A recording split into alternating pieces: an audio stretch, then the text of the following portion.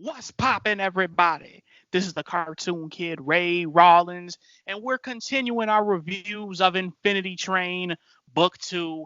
And today we're talking about episode 3 called The Map Car.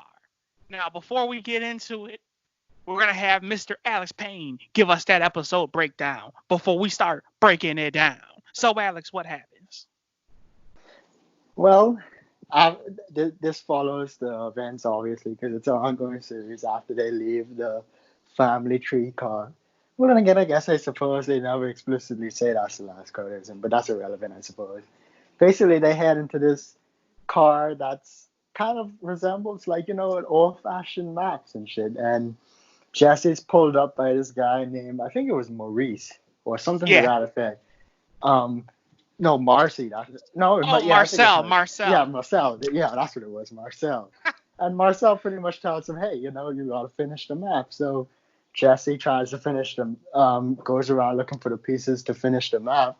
And as they move along, him and MT start to realize that he's just trying to trap them in there so he can have company. So they just try to figure out a way to escape. So my first thought on this episode is I just love MT's like arrogance but yet ignorance on how to get the number down throughout the episode. No, actually Yeah. no. If I had to give a first thought, or would you even say a first impression, I just love how like 90% of the episode, Alan Dracula is in the background just shaking his head back and forth continuously the entire time. you know, and I was gonna, because I'll be honest, I really wasn't even thinking about that shit until at the end. I'm like, yo, he's shaking the shit out of his dome, yo. He was doing that the entire episode. I'll be honest, I really wasn't, because I like to think about the motherfucking episodes and shit. And I'm paying more attention to what Jesse and Tulip are saying. It's like, okay. And you know what? I did see him doing that, but it just didn't like really sink in with me until like the end, where you just hear the freaking sound effect and you just see him freaking like, whoa, hey, calm down, man. There's some freaking metal music playing or something. And then he turned the Jesse turned him and he started slapping him up with the atlas or a mouth. I don't know. So you're still doing this, I guess. But I gotta say, the first thing that really and listen, you're keen on picking up voices and shit in episodes. But once again, I have to say, the freaking creepiness in this dude's voice. How can nobody notice this shit, yo? How can nobody? First, it's Muriel and Courage the Cowardly Dog with the damn demon mattress salesman people. And then I'm sure there was something else, but this dude's voice, yo, you didn't. I'm be honest. He sound like a freaking kid diddler. I'm be 100. That's what he sound like. A creepy ass laugh. I couldn't do it, man. I agree, but I think at first he did sound, friendly and things. No, he definitely went downhill, but I think at first he sounded trusting enough. Yeah, he definitely did. But it's just like that damn laugh, like, man, oh no, I couldn't do it. He's too damn happy. Something's going up. Something's gonna happen with this dude. And, obviously he ended up controlling the environment with his motherfucking hot ass wind breath. I'm sure it was hot. Blowing shit. It's like, man, you bogus ass motherfucker. How you gonna do that to the homies, man? Like, for real, are you trying to trap them in this car? No, I'm helping. Get all up in their face and thing. I'm good. That's fucked up, man. Come on. That is fucked up, man. I'm sorry. Well, let's get into moments and let's talk about this episode, man. What are some of your standout moments? One of my standout moments is how, like, again, it goes back to MT's just, I guess, ignorance on how the number works, and she just made him take the hardest path to go the shortest way, making him jump on the mountains and shit, making Jesse jump on the mountains and shit instead of just walking the flat dots over there. I guess you could say that's arrogance, or that's just because she just don't like him. Like, damn. Walk on some mountains, bitch. You go, ho. And actually, it's funny because he was like, "Oh, are you gonna keep him up there? Because I just want to hang out with this deer." Right. See, I think I think overall this is a good episode, but I don't really have that much in terms of standout moments to mention, other than Marcel. Is that yeah? For some reason, I just can't.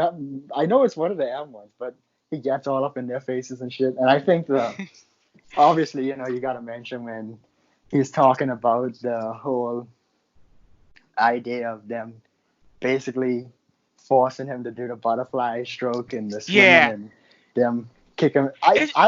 I'll say this, and I guess this is more of a review moment than a review thing than the actual moment thing, but I just want to say it.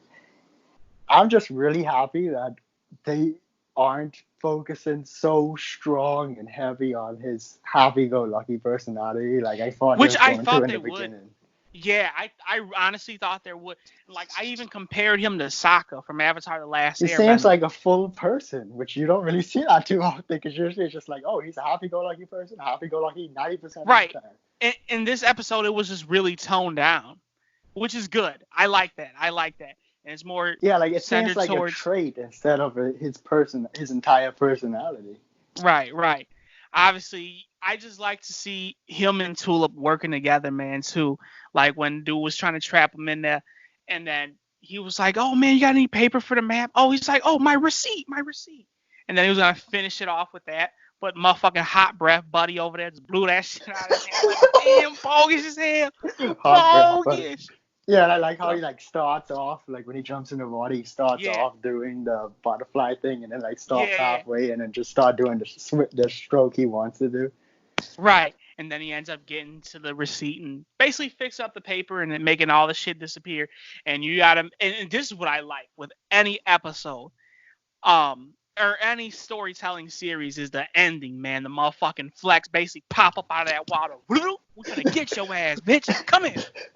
They Also, I basically had like. to, Speaking of that, though, I like the little because when he asks her if she has any paper, she pulls out the flyer, her wanted yeah, flyer, and pushes yeah. it back in her pocket. It's like, no, I don't got shit. So That's I like fucked that up. little Cause because then that really go ahead. that became very important in the next episode. No, yeah, obviously. But and it was kind of fucked up because that shit really could have helped. That really would have helped at that moment. Here, take this. Boom. And listen, if he didn't get that damn paper and he ended up dying, obviously, we know the series continues. But let's say for shits and giggles, he ends up dying. Man, she gonna have to live with that on her conscience. Like, yo, you could have saved this dude's life by giving him that paper, yo. Fuck whatever he think. Man, that dude was gonna freaking keep y'all niggas trapped there. For real. But let's get on to positives and negatives if you don't have any other moments. I'll let you lead this one off. Positives, I like that they continue the story and show even more about like how Jesse basically like his main thing is he just goes above and beyond to please everyone else without trying to Yeah. take any consideration of himself. Right. So great story building, and I like the portrayal of Marcel. That's what it is. I like the portrayal of Marcel because you could probably I'm sure there's a lot of different like significations you could put on him. Like you could probably even say he's like the toxic friend that thinks he's helping but really he's just making shit worse for you. But for a negative, the second half of the episode is a lot more enjoyable than the first. No, of course. I mean, listen, Alex, come on. I wouldn't even say that's a negative. Simply because this happens before that, and I mean, obviously we're reviewing this before that, so. No, what I'm talking about the second half of this episode. Like the second half, Oh, like when okay, they're on the gotcha. boat and having that discussion and the flag pops out and they gotta put the map together. Like all of that is because I feel like the first half of this is a little It's kind more. of slow. I guess so, yeah. A little slow, maybe nothing really too special happens. It kind of meh. But then once it gets to that part when they're on the boat and shit, and I think it really picks up. So yeah, if I had to give a negative, that's my negative. The first half could have been a little bit more eventful or interesting. Okay, go on and finish off your review since you're going already. I think overall, like I said, really good character build up. they're really showing more of like who he is. His number moved down when he like expressed like, you know what? Sounds really kind of stupid when I speak out loud about how I basically let other people. I mean, he didn't say this, but how he lets other people run over him and pretty much let them do what they want to do instead of what he wants to do. Right. And um, I felt like the way he figured out how to fix the map was really smart and interesting, and Yeah. how I guess how they kind of called um, back to that because that was one of the first things he mentioned in the beginning was his receipt, and then it ended up coming in handy later on. Right. Um, but as for a rating, I think I'm gonna give this episode. I think I'm gonna give this episode a nice 7. A Okay. nice, really decent episode. Second half was really great. The first half could have been better, but I think overall it's a really good. It's a nice, good, decent episode. Okay. I'm honestly, I'm gonna have to agree with you with that rating. Like, this is definitely not anything under a 7. At the very least, actually no, I'm gonna give this episode a 7.